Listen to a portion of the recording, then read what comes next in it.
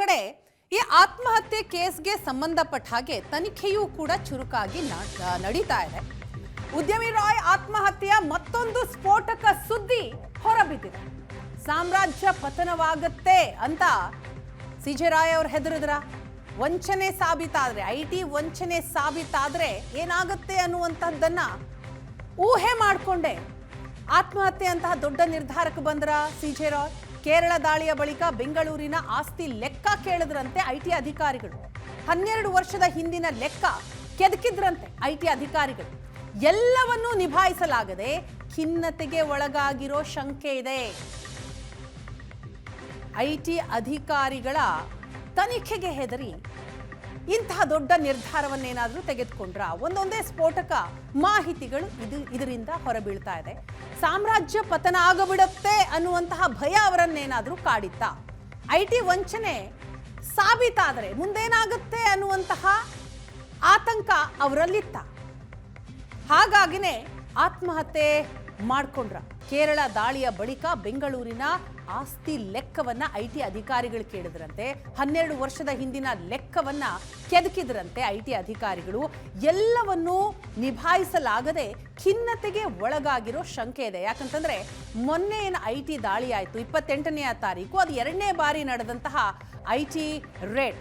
December 3ನೇ ತಾರೀಕು ಮೊದಲ ಬಾರಿಗೆ ಸಿಜೆ ರಾಯ್ ಅವರ ಕಚೇರಿಯ ಮೇಲೆ ಐಟಿ ಅಧಿಕಾರಿಗಳು ರೇಡ್ ಮಾಡಿದ್ರು. ಅದಾದ ನಂತರ ಡಿಸೆಂಬರ್ 28ನೇ ತಾರೀಕಿಗೆ 2ನೇ ಬಾರಿಗೆ ರೇಡ್ ಆಯಿತು. ಈ ಕುರಿತಾಗಿ ಡೀಟೇಲ್ಸ್ ಕೊಡ್ತಾರೆ ನಮ್ಮ ಪ್ರತಿನಿಧಿ ಹರೀಶ್, ನಮ್ಮ ಜೊತೆ ನೇರ ಸಂಪರ್ಕದಲ್ಲಿದ್ದಾರೆ. ಹರೀಶ್, ನಾವು ಗಮನಿಸ್ತಾ ಇದ್ದೀವಿ, ಒಂದು ಆತ್ಮಹತ್ಯೆ ಕೇಸ್ಗೆ ಸಂಬಂಧಪಟ್ಟ ಹಾಗೆ ರಾಯ್ ಅವರ ಆತ್ಮಹತ್ಯೆ ನಿಜಕ್ಕೂ ದೊಡ್ಡ ಶಾಕೆ ಎಲ್ರಿಗೂ ಕೂಡ. ಇಂತಹ ಐಷಾರಾಮಿ ಜೀವನ ನಡೆಸುವಂತಹ ವ್ಯಕ್ತಿ ಆತ್ಮಹತ್ಯೆ ಯಾಕೆ ಮಾಡಿಕೊಂಡ್ರು? ಒಂದು ಸಾಲ ಇರಲಿಲ್ಲ, ಯಾರೇ ಶತ್ರುಗಳಿರಲಿಲ್ಲ, ಹಾಗಿದ್ರೂ ಕೂಡ ಏನಾಯ್ತು ಅಂತ ಈಗ ಇನ್ವೆಸ್ಟಿಗೇಷನ್ ಅಲ್ಲಿ ಏನೆಲ್ಲ ಮಾಹಿತಿಗಳು ಬರ್ತಾ ಇದೆ? ಐಟಿ ಅಧಿಕಾರಿಗಳನ್ನೂ ಕೂಡ ವಿಚಾರಣೆ ನಡೆಸಿದಂತಹ SIT ಪೊಲೀಸರು ಏನಾದರೂ ಡೀಟೇಲ್ಸ್ ಸಿಗ್ತಾ ಇದೆಯಾ?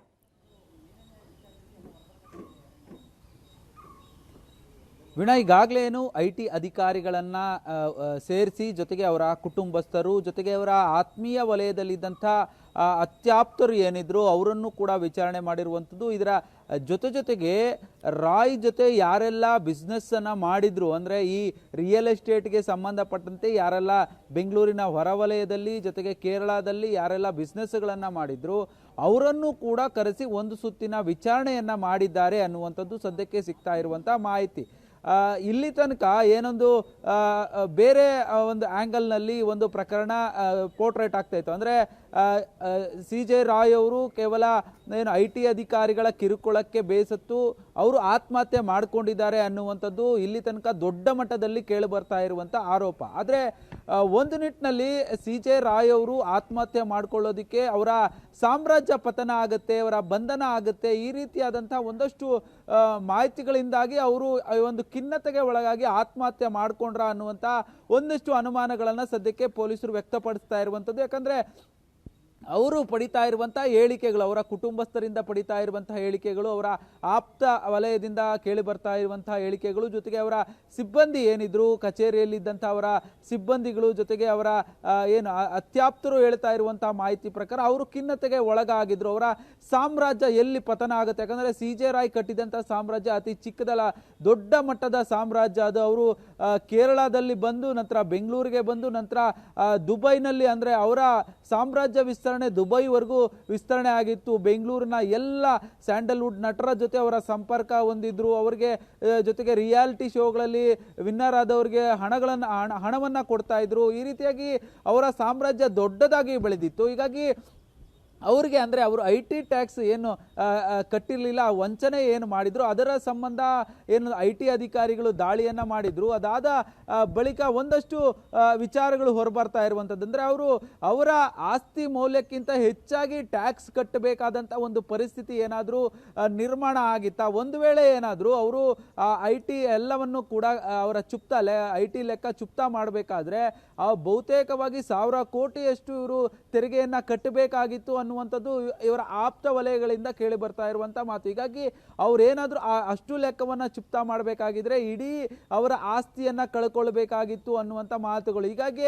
ಎಲ್ಲೋ ಒಂದು ಕಡೆ ಅವರ ಸಾಮ್ರಾಜ್ಯ ಪತನ ಆಗುತ್ತೆ, ಅವರ ಕಾನ್ಫಿಡೆಂಟ್ ಪತನ ಆಗುತ್ತೆ ಅನ್ನುವಂಥ ನಿಟ್ಟಿನಲ್ಲಿ ಏನಾದರೂ ಆತ್ಮಹತ್ಯೆಗೆ ಶರಣಾದ್ರ ಅನ್ನುವಂಥ ಶಂಕೆಗಳನ್ನು ಪೊಲೀಸರು ವ್ಯಕ್ತಪಡಿಸ್ತಾ ಇರುವಂಥದ್ದು. ಅದೇ ನಿಟ್ಟಿನಲ್ಲಿ ಈಗಾಗಲೇ ತನಿಖೆಯನ್ನು ಕೂಡ ಮಾಡ್ತಾ ಇದ್ದಾರೆ. ಹಲವು ಹ್ಯಾಂಗಲ್ ಅಂದ್ರೆ ಅವರಿಗೆ ವ್ಯವಹಾರಿಕವಾಗಿ ಏನಾದರೂ ಇತ್ತು ಅಥವಾ ವೈಯಕ್ತಿಕವಾಗಿ ಸಂಬಂಧಪಟ್ಟಾಗೆ ಮತ್ತಷ್ಟು ಡೀಟೇಲ್ಸ್ ಅನ್ನ ಪಡಿತೀನಿ. ಒಟ್ನಲ್ಲಿ ಈಗ CJ ರಾಯ್ ಅವರ ಆತ್ಮಹತ್ಯೆ ವಿಚಾರಕ್ಕೆ ಒಂದೊಂದೇ ವಿಚಾರಗಳು ತಿಳಿದು ಬರ್ತಾ ಇದೆ. ಒಂದು ಕಡೆ ಗಮನಿಸ್ತಾ ಇದ್ದೀವಿ, ಈ IT ಅಧಿಕಾರಿಗಳ ದಾಳಿ, ಇದರಿಂದ ಏನು IT ವಂಚನೆಯನ್ನ ಮಾಡಿದ್ರು ಅದೆಲ್ಲವೂ ಕೂಡ ಆಚೆ ಬಂದುಬಿಡುತ್ತೆ, ಆಸ್ತಿ ಮೌಲ್ಯಕ್ಕಿಂತ ಹೆಚ್ಚಾಗಿ ದುಡ್ಡು ಕಟ್ಟಬೇಕಾಗ್ಬಿಡತ್ತೆ ಅನ್ನುವಂತಹ ಖಿನ್ನತೆಯಿಂದ ಆತ್ಮಹತ್ಯೆ ಮಾಡ್ಕೊಂಡ್ರ ಅನ್ನುವಂಥದ್ದು. ಮತ್ತೊಂದು, ಉದ್ಯಮಿ ರಾಯ್ ಆತ್ಮಹತ್ಯೆಗೂ ಮುನ್ನ ಏನಾಯ್ತು ಅನ್ನೋ ಪ್ರಶ್ನೆ.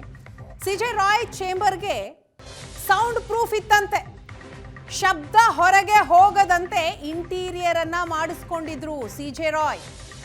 ಆತ್ಮಹತ್ಯೆ ಮಾಡಿಕೊಂಡು 20 ನಿಮಿಷ ಆದರೂ ಕೂಡ ಯಾರಿಗೂ ಗೊತ್ತಾಗ್ಲಿಲ್ಲ. ಯಾಕಂತಂದ್ರೆ ಸೌಂಡ್ ಪ್ರೂಫ್ ಇತ್ತು ಅವರ ಚೇಂಬರ್ಗೆ, ಹಾಗಾಗಿ ಸೌಂಡ್ ಆಚೆನೆ ಬಂದಿಲ್ಲ, ಶಬ್ದನೇ ಕೇಳಿಸಿಲ್ಲ, ಹಾಗಾಗಿ ಸಿಬ್ಬಂದಿಗೆ ಗೊತ್ತೇ ಆಗ್ಲಿಲ್ಲ. ಹರೀಶ್, ಒಂದೊಂದೇ ವಿಚಾರಗಳು ಇದೀಗ ಹೊರ ಬರ್ತಾ ಇದೆ.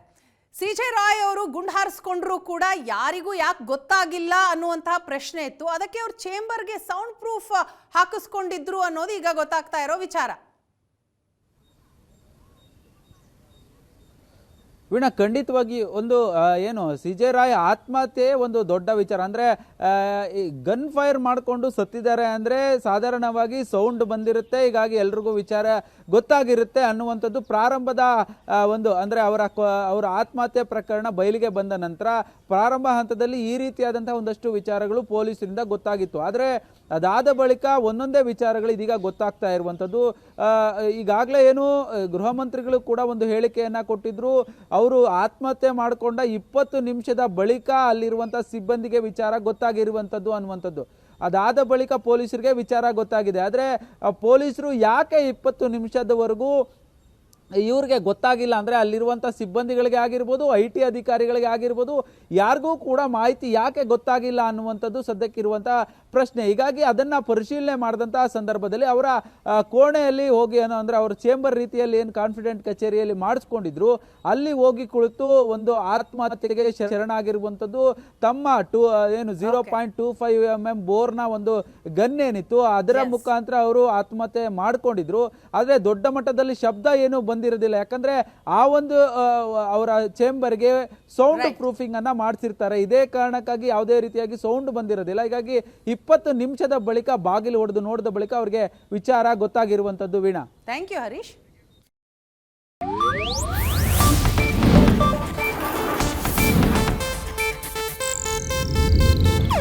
ಇದು ಏಷ್ಯಾನೆಟ್ ನ್ಯೂಸ್ ನೆಟ್ವರ್ಕ್ ಪ್ರಸ್ತುತಿ.